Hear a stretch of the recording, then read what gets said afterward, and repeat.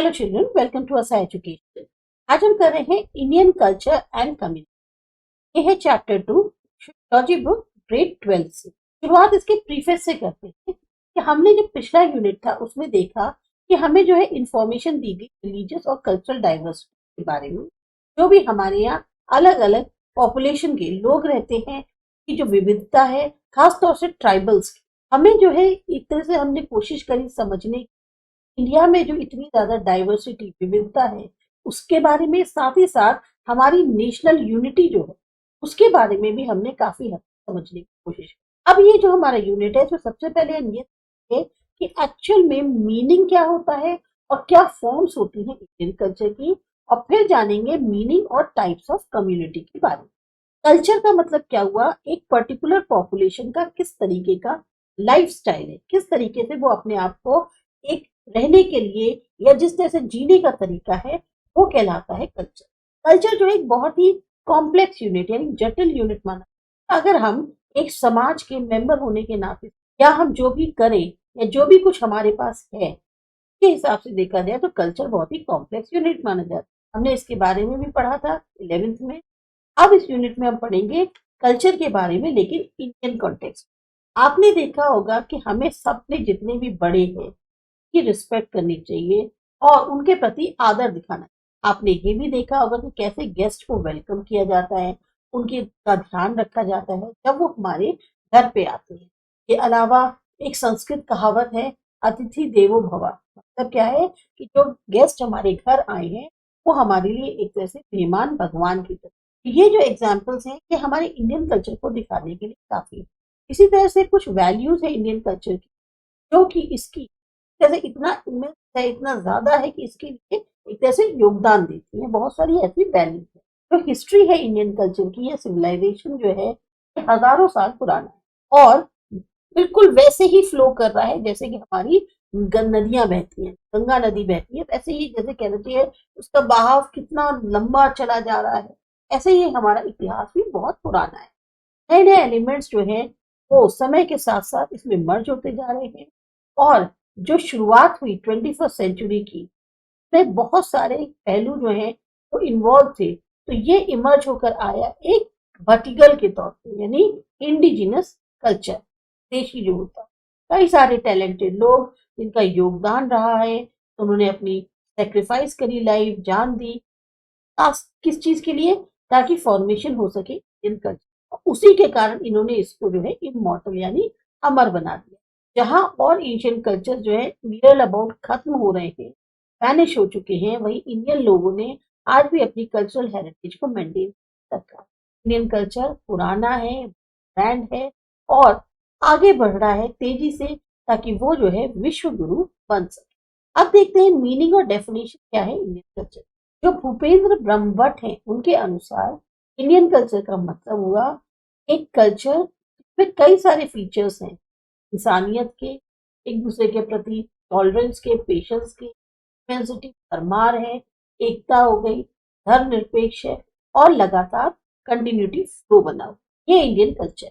Indian culture में worship करी जाती है सेंटिमेंट्स की, भावनाओं की और बुद्धि की। ये ब्यूटी लाता है ह्यूमन लाइफ को। इसमें जो जो ब्यूटी है ह्यूमन लाइफ की वो किस वजह से है कि यहाँ हमारी जो भावनाएं हैं, हमारी जो फीलिंग्स हैं, वो उनको आजादी मिली है, उनको छूट मिली हुई है, और साथ ही साथ पूरी तरह से प्योर नॉलेज के कारण, दोनों के कॉम्बिनेशन के कारण जो ह्यूमन लाइफ है उसमें खूबसूरती आती है। ये हार्मोनी यानी जो शांति होती है, पीस होता है, पूरी दुनिया में फैलाना चाहता है अपनी नॉलेज और साइंस की मदद से। कंबाइंड उसमें हम जो है पीस लाना चाहते हैं पूरी दुनिया के।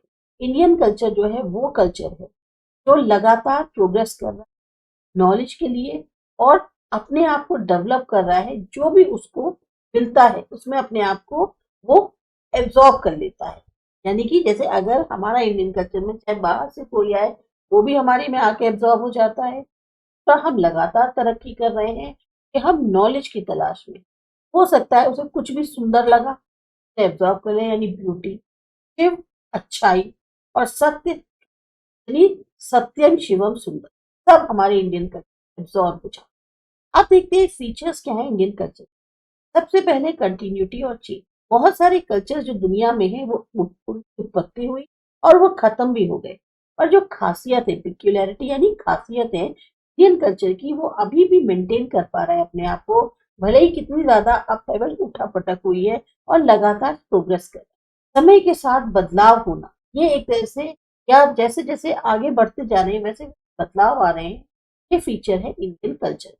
बहुत सारे आंदोलन हुए, बहुत सारे चेंजेस आए, बहुत सारे क्रांतिकारी चेंजेस आए, जैसे कि जैनिज्म और बुद्धिज्म का स्प्रेड होना। तब भी इंडियन कल्चर जो है वो अपने बेसिक एलिमेंट्स को मेंटेन किया हुआ है और अभी भी वो उसको अपने में समाहित करे हुए। तो आता है डाइवर्सिटी एंड यूनिटी। बहुत ही कम और ऐसे कल्चर्स हैं जिनके पास फीचर है डाइवर्सिटी, जो इंडियन कल्चर में ही देखने को मिलता है। में लोग अलग अलग कास्ट के, अलग अलग language, religion, festival, art, music, dance को मानने वाले अलग अलग रीजन्स हैं। ज्योग्राफी और क्लाइमेट जो है वो भी काफी हद तक जिम्मेदार है इसकी डाइवर्सिटी। इन सब डाइवर्सिटी के बावजूद जो फीलिंग है कि हम एक नागरिक हैं एक कंट्री के, ये आज भी लोगों में इंडिया पॉलिटिकल सिस्टम जो है वो भी कहीं ना कहीं citizens में यूनिटी जो है उसको ऐड करने की। फिर आता है नॉन कम्युनल पर्सपेक्टिव। दोनों ही, चाहे सेक्युलर हो या साइंटिफिक पर्सपेक्टिव है, ये हमें देखने को मिलते हैं नॉन कम्युनलिज्म। इंडियन कल्चर दोनों का ही कॉम्बिनेशन। इंडिया में जो ग्रुप है और अलग कल्चर्स का, सब साथ में रहते हैं शांति के साथ। टॉलरेंस मेन फीचर माना जा सकता है इंडियन कल्चर। सबको बराबरी का अधिकार है, खास प्रावधान किए गए हैं ताकि प्रोटेक्शन हो सके जो राइट्स है माइनॉरिटीज, जो कि एक तरह से इंडिया की जेनरोसिटी को दिखाती है। इंडियन कल्चर जोर दिया जाता है साइंस पर इंडियन कल्चर में, जो कि पूरी तरह से सिनोनिमस है, एक समान है उसके सेक्युलर पर्सपेक्टिव, जो धर्मनिरपेक्ष नजरिया है उसके बिल्कुल सिनोनिमस। अब आता है ग्लोबल पर्सपेक्टिव। इंडियन कल्चर में जो है ग्लोबल पर्सपेक्टिव भी एक्वायर किया। इसने मैसेज जो पीस का है, गुडविल यानी जो अच्छे नीड्स है, थॉट्स है, वो थ्रू आउट द वर्ल्ड हमने उसको फैलाने की कोशिश की। इसमें ये क्या क्या देता है, सेंटिमेंट वसुदैव कुटुंबकम का, एक तरह का संस्कृत फेस है, हिंदू टेक्स्ट में मिलेगा, जिसका मतलब है पूरी दुनिया जो है वो एक परिवार है। इंडिया जो है हमेशा से कमिटेड रहा है, वो डेवलपमेंट करेगा जो डेवलपिंग और डेवलप्ड नेशंस हैं उनका। और इसने जो है एक तरह से एग्जाम्पल सेट किया है ग्लोबल पर्सपेक्टिव का, ऐसे कि ये जो है रिस्पॉन्सिबिलिटी उठा रहे हैं विश्व बंधु की, यानी प्रोपोगेटर हैं, प्रचार करने वाले हैं यूनिवर्सल ब्रदरहुड का। ग्लोबल पर्सपेक्टिव में मतलब ये है कि इंडिया का जो है एक ग्लोबल नजरिया है, जिसमें हम मैसेज ऑफ पीस और गुडविल जो है पूरी दुनिया में बांट रहे हैं। एक तरह से हमारी तरफ से सबके लिए ये एक ही तरह के थॉट्स हैं। साथ ही साथ हम वसुदैव कुटुंबकम के भी, जो एक संस्कृत फ्रेज है कि पूरी दुनिया एक परिवार है, को लेकर आगे चल रहे हैं। इंडिया पूरी तरह से कमिटेड है डेवलपमेंट के लिए, जो डेवलप नेशंस हैं डेवलपिंग, और इसीलिए इन्होंने जो एक एग्जाम्पल सेट किया है ग्लोबल पर्सपेक्टिव में, इन्होंने जिम्मेदारी किसकी उठाई है, विश्व बंधु की, यानी हम जो है यूनिवर्सल जो ब्रदरहुड है उसके प्रचारक हैं। फिर आता है materialistic and spiritualist. India land of spiritualism मानी जाती है, यानी अध्यात्म की। यहाँ जो हिस्ट्री है इंडिया की एंशिएंट टाइम से अब तक की, वो रिवील करती है मटीरियलिस्टिक और स्पिरिचुअलिस्टिक कल्चर, जो कि साथ साथ एक तरह से डेवलप हुए। इंडिया की जो एक साइकी है वो सिर्फ स्पिरिचुअलिटी यानी अध्यात्म के थ्रू ही समझी जा सकती है। जो एक तरह से इंडियन सोच है उसको स्पिरिचुअलिटी के थ्रू ही समझा जा सकता है। फिर आता है एम्फेसाइजिंग इंडिविजुअल। इंडियन कल्चर जो है वो एक इंडिविजुअलिस्टिक कल्चर है, मतलब यहाँ पे वो जो है फेथ दर्शाता है और देता भी है। इंपॉर्टेंस किसको दे रहा है, वो इंडिविजुअल। इंडिविजुअल की इंपॉर्टेंस यहाँ पर हर एक ने एक्सेप्ट करी है, चाहे वो कोई भी धर्म क्यों ना हो। वेलफेयर इंडिविजुअल की मेन एम होता है स्टेट का या सोसाइटी का, और उनको इसी के अकॉर्डिंग अपने रूल्स को प्ले करना होता है। ये नहीं है कि सोसाइटी की कोई इंपॉर्टेंस नहीं है, पर हाँ इंडिविजुअल की जो है वेलफेयर पे ज्यादा जोर दिया जाए।